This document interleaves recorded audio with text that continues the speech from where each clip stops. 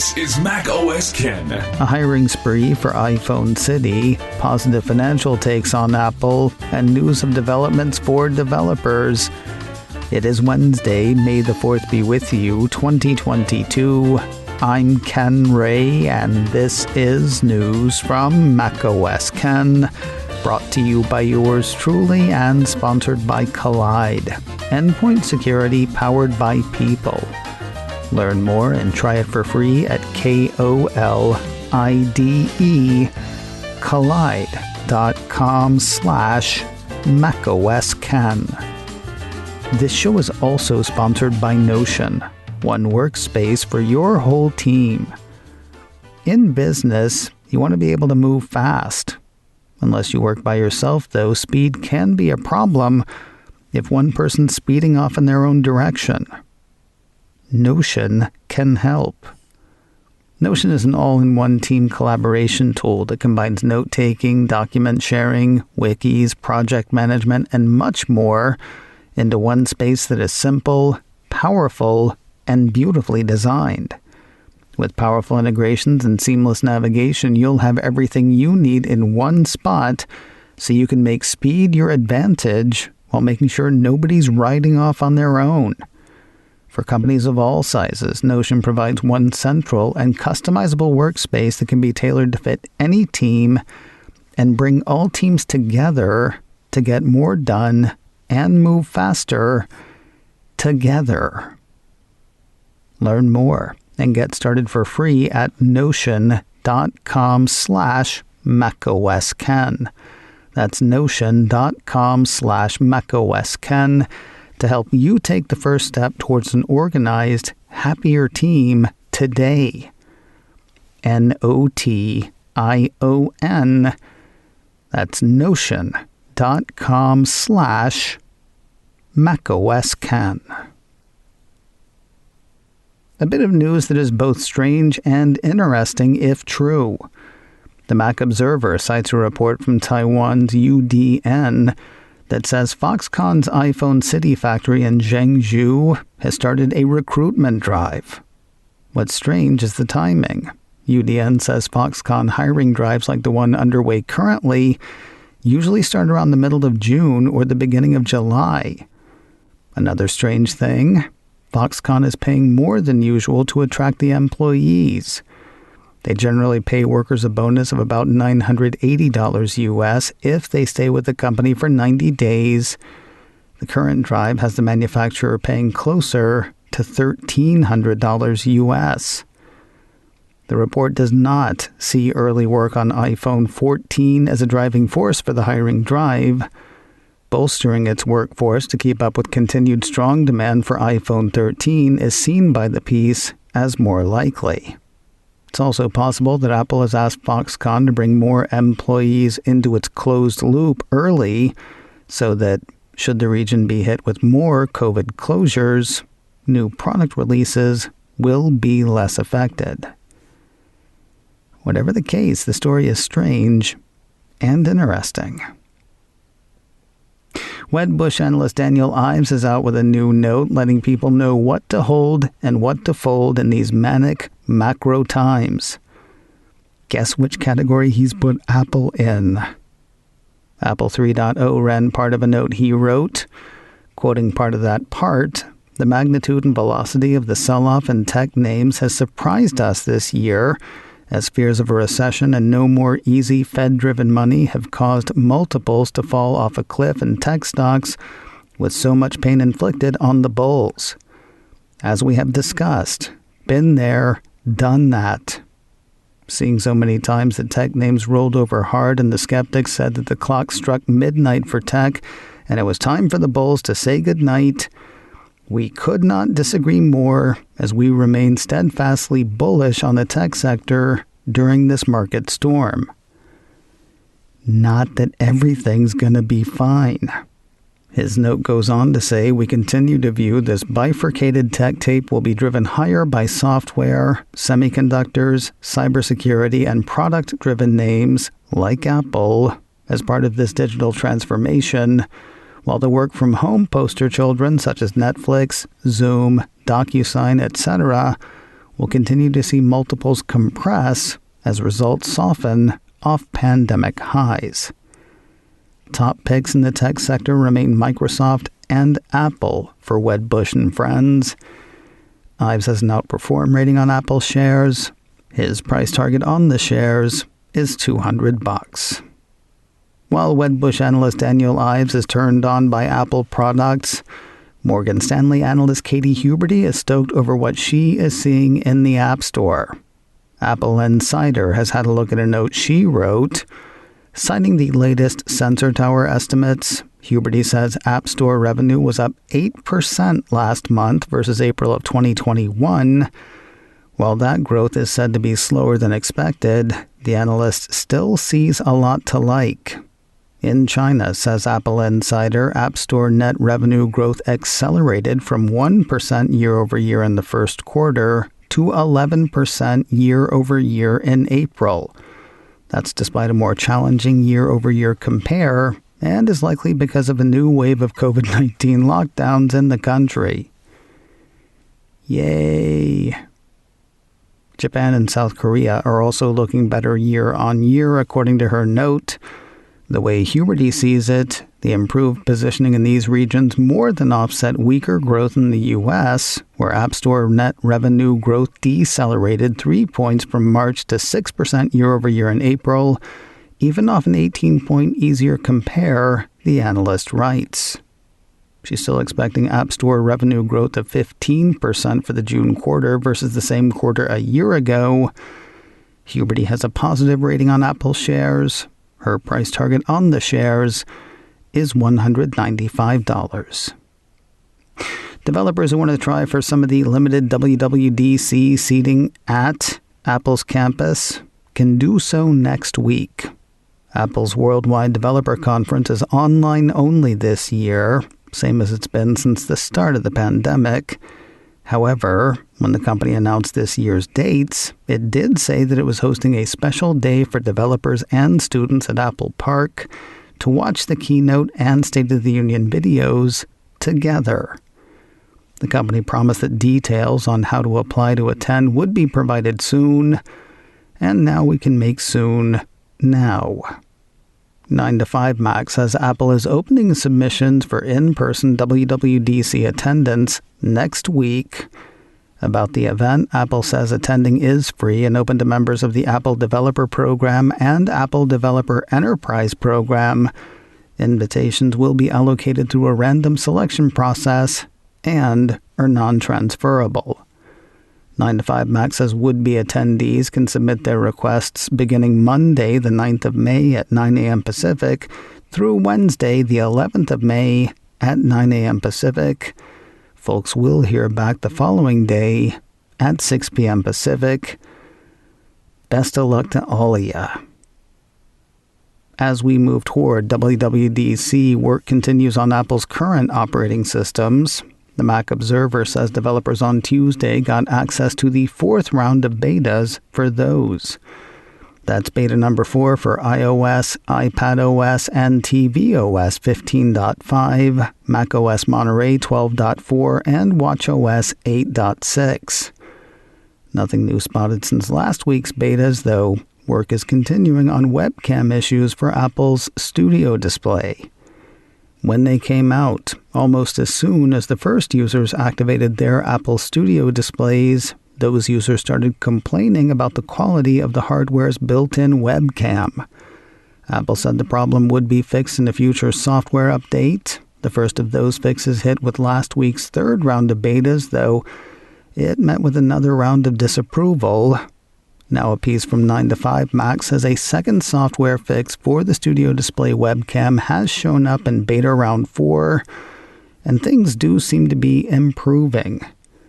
More people should be able to see for themselves in the next 24 to 48 hours. The latest round will likely be out to Apple's public beta program soon. More information on that is available at beta.apple.com.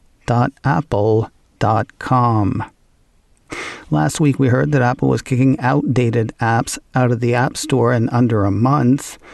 Now a piece from Engadget says Apple has given developers more of an explanation and, perhaps even better, more time. In a post to developers, Apple explains that it will only send removal notices to developers whose apps haven't been updated in 3 years, as well as to developers whose apps have not been downloaded at all or extremely few times during a rolling 12-month period.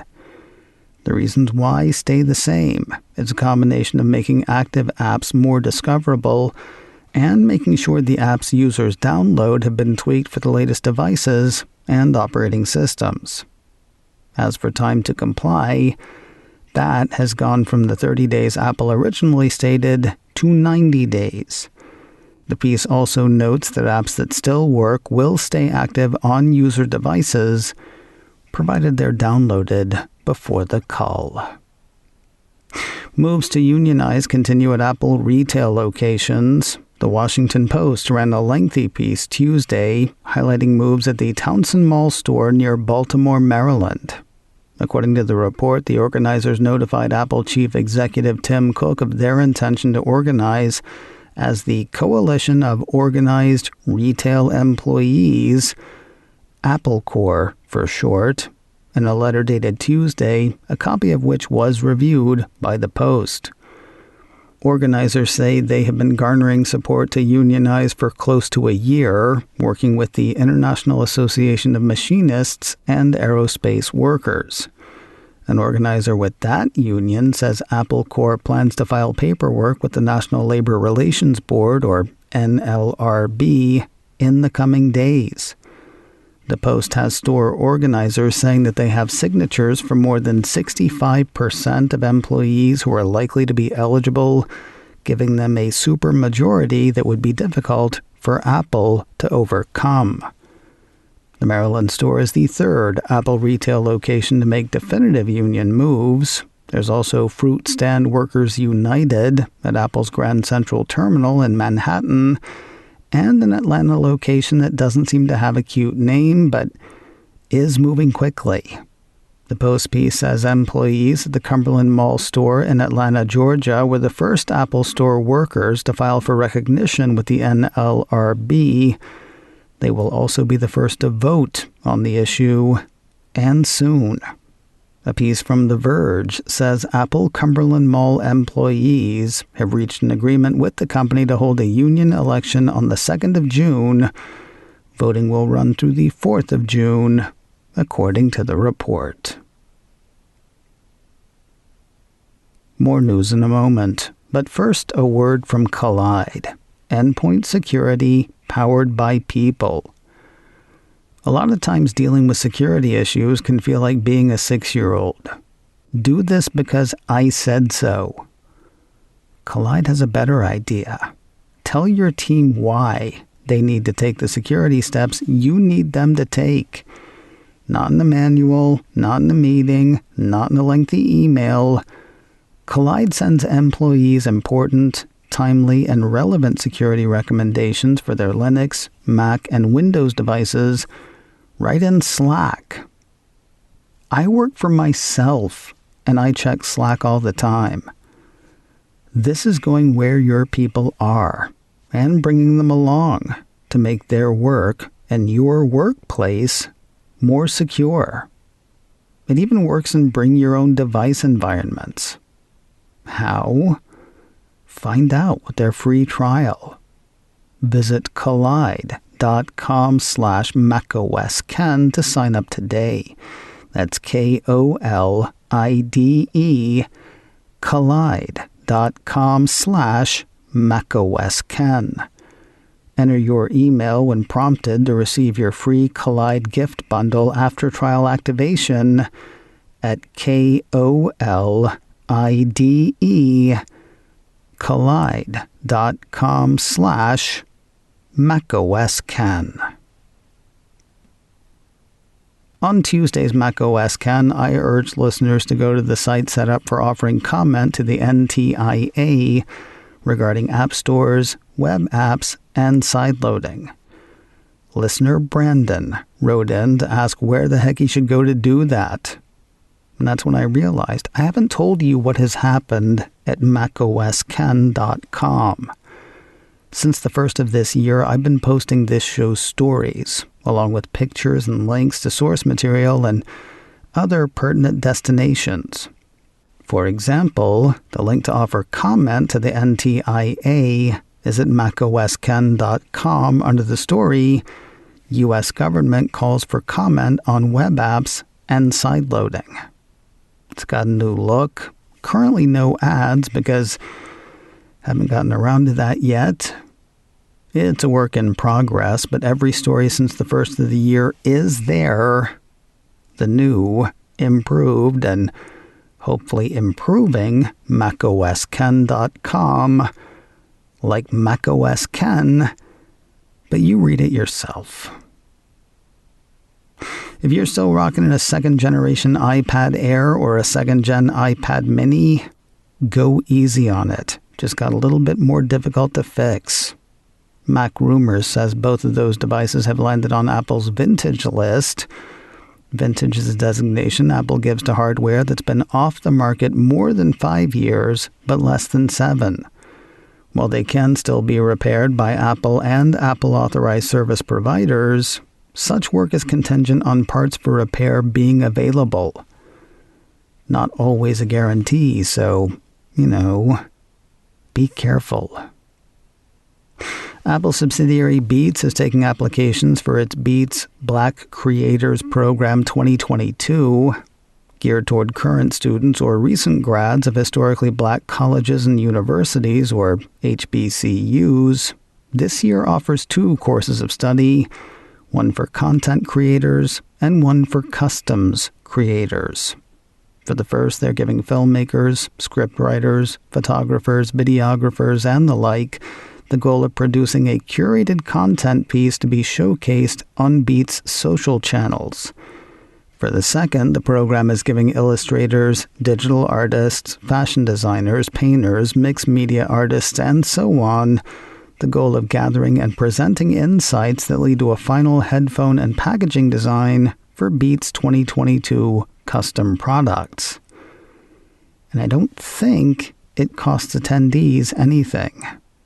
The site for the course says the 3-month paid program provides current HBCU students or recent graduates from HBCUs the opportunity to get hands-on experience that incubates their creative expression and talents while being mentored by industry leaders. I assume paid program means they're paying participants, not participants are paying. How horrible would it be for a multi-billion-dollar company to ask a bunch of people fresh out of college to take on more debt? Applications for the program are open now. They close on the 16th of May. You can find a link for more information in this story on macosken.com. Though the site says it is a 3-month program, it also says the program kicks off on the 20th of June and ends on the 31st of October. Clarity's overrated. And finally today, news of a new hire for Apple's fabled car project.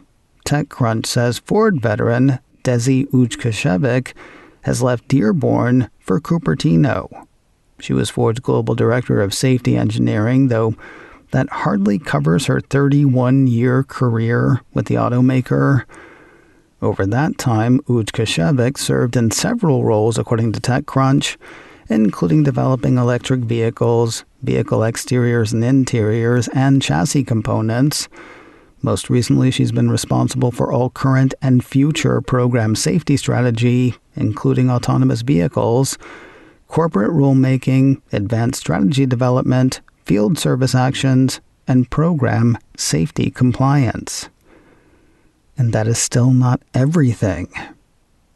As for what she'll do for Apple, probably leave in a couple of years.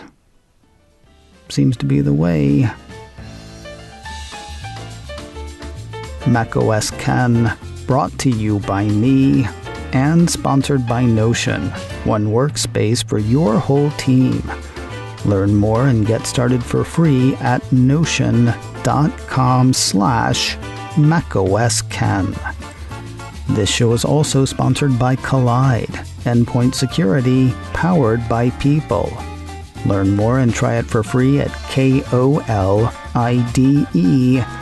collide.com/macOSKen.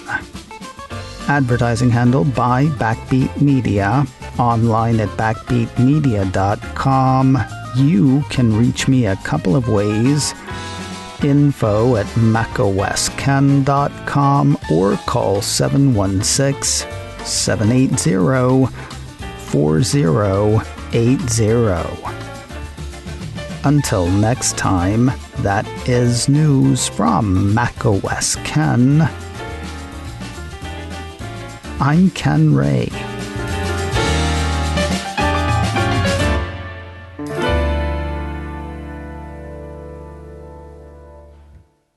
Ciao.